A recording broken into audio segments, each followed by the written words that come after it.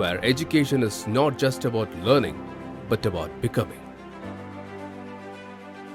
JNN Institute of Engineering, Autonomous, Chennai.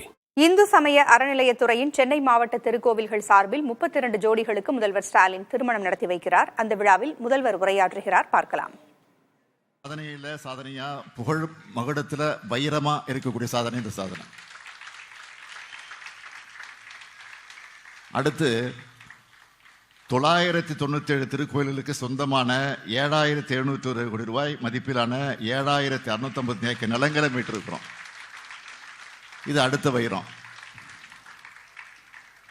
இதோட 2,03,444 acre நிலங்களை அளக்கப்பட்டு பாதுகாக்கப்பட்டிருக்கு. 6,000 கோடி ரூபாய் மதிப்பிலான 26,000 திருப்பணிகள் நடந்துட்டு இருக்கு. 12,876 திருக்கோயில்களில் திருப்பணிகள் மேற்கொள்ள மாநில ஆலோசனை குழு அனுமதி அளிச்சிருக்கு.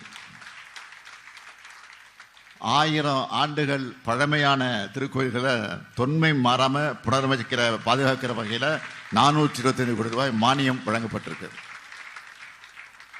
அது மட்டும் இல்லை, ஆதிதிராவிடர் வசிக்கிற பகுதியில் உள்ள 5,000 கோயில்கள் மற்றும் கிராமப்புறத்தில் உள்ள 5,000 கோயில்களோட திருப்பணிகளுக்கு நிதி உதவி அளிச்சிருக்கிறோம். ஆடி மாசத்துல அம்மன் திருக்கோயில்களுக்கும் புரட்டாசி மாசத்துல வைணவ திருக்கோயில்களுக்கும் அறுபடை வீடுகளுக்கும் ராமேஸ்வரத்திலிருந்து காசிக்கும் 60 வயது முதல் 70 வயதிற்கு உட்பட்டிருக்கக்கூடிய ஆயிரக்கணக்கான மூத்த குடிமக்களை கட்டணம் இல்லாம ஆன்மீக பயணத்துக்காக அழைச்சிட்டு போயிருக்கோம். அனைத்து சாதியினரும் அர்ச்சகர் ஆகலாம் என்ற வரலாற்று சிறப்புமிக்க திட்டத்தை செயல்படுத்தி இதுவரை 29 பயிற்சி பெற்ற அர்ச்சகர்களுக்கு பணி நியமன ஆணைகள் வழங்கப்பட்டிருக்கு. 12 பெண் ஓதுவார்கள் உட்பட 46 ஓதுவார்களுக்கு பணி நியமன ஆணை வழங்கியிருக்கிறோம். அன்னை தமிழில் வழிபாடு செய்யும் திட்டத்தை 295 கோயில்களை செயல்படுத்தி இருக்கிறோம். ஒரு கால பூஜை திட்டத்தில் பயன்பெற்று வந்த திருக்கோயில்களின் வைப்பு நிதி 1 லட்சத்திலிருந்து 2 லட்சமாகும். இப்போ 2 லட்சத்தி50,000 உயர்த்தப்பட்டு 18,000 திருக்கோயில் பயன்பெற்று வருது. இப்போ இந்த திருக்கோயில்களோட அர்ச்சகர்களுக்கு மாதந்தோறும் 1,000 ரூபாய் ஊக்கத்தொகையாக வழங்கி கொண்டிருக்கிறோம். அவங்களுடைய பிள்ளைகளுடைய படிப்புக்காக, மேற்படிப்புக்காக கடந்த 2 வருஷத்துல தலா 10,000 ரூபாய் 900 மாணவர்களுக்கு கல்வி உதவித்தொகை வழங்கியிருக்கிறோம்.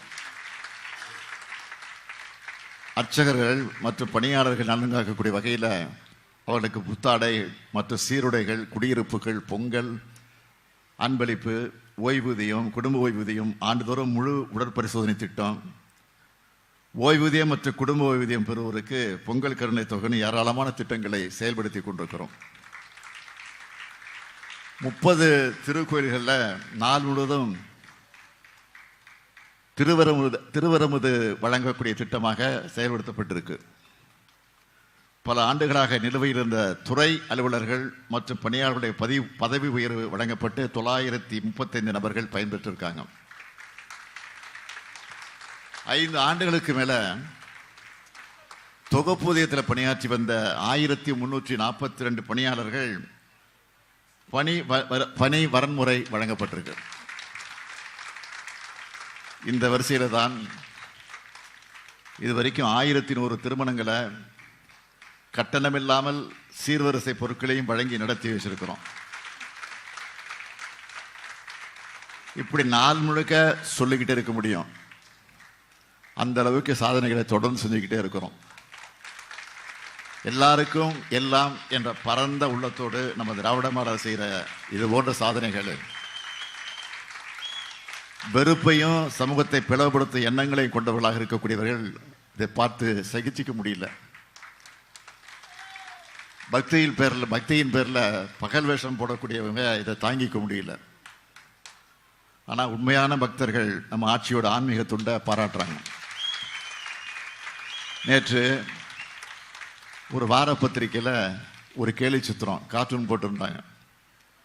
என்ன கார்ட்டூன் பார்த்தீங்கன்னா, நான் பேரை சொல்ல விரும்பலை, எந்த பத்திரிக்கைன்னு நீங்களே புரிஞ்சுக்கிங்க, நீங்களே படித்து பாருங்கள். நான் காவடி எடுக்கிற மாதிரியும் அமைச்சர்கள் எல்லாம் அழகு குத்திக்கிட்டு இருக்கிற மாதிரியும் தரையில் உருளர் மாதிரியும் கார்ட்டூன் போட்டிருக்கிறாங்க. அதை பார்க்கும்போது எனக்கு சிரிப்பு வரல, ரொம்ப பரிதாபமாக இருந்துச்சு. பக்தி தான் அவங்க நோக்கம்னா என்ன செஞ்சுருக்கணும்? நம்ம அரசோட சாதனைகளை, ஆன்மீகத்துக்கு செஞ்ச நன்மைகளை பட்டியலிட்டு பாராட்டி இருக்கலாம். ஆனால் அவங்களோட நோக்கம் அது அல்ல. பல ஆண்டு கால வன்மம் அது. அந்த வன்மத்துக்கு வடிகால் தான் இப்படிப்பட்ட கார்ட்டூன்கள். அவங்களுடைய ஆதரவற்ற அவதூறுகளை பற்றி நான் ஒருபோதும் கவலைப்பட்டதல்ல. என்னுடைய பணி மக்கள் பணி, மக்களுக்கு என்ன தேவை என்பதை அறிந்து புரிந்து அதற்கு உரிய பணி ஆற்றுவதுதான் என்னுடைய பணி.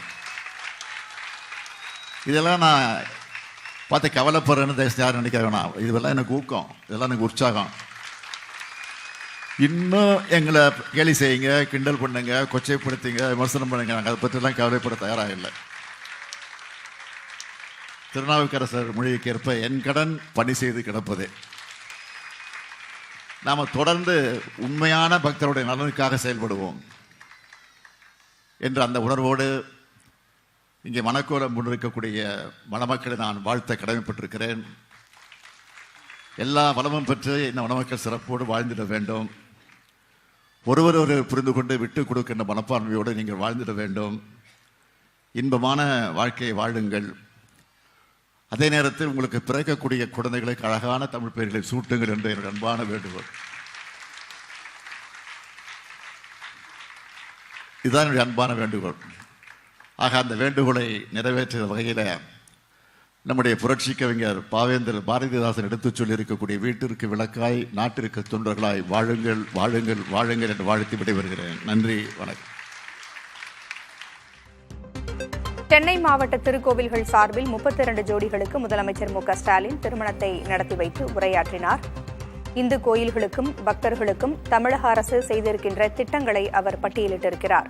வெறுப்பையும் சமூகத்தை பிளவுபடுத்தும் எண்ணம் கொண்டவர்களால் இவற்றையெல்லாம் தாங்கிக் கொள்ள முடியவில்லை என்றும் அவர் கூறியிருக்கிறார். எனினும் விமர்சனங்களைக் கண்டு தான் பயப்படவில்லை, தனது பணி என்றும் தொடரும் என்றும் அவர் கூறியிருக்கிறார்.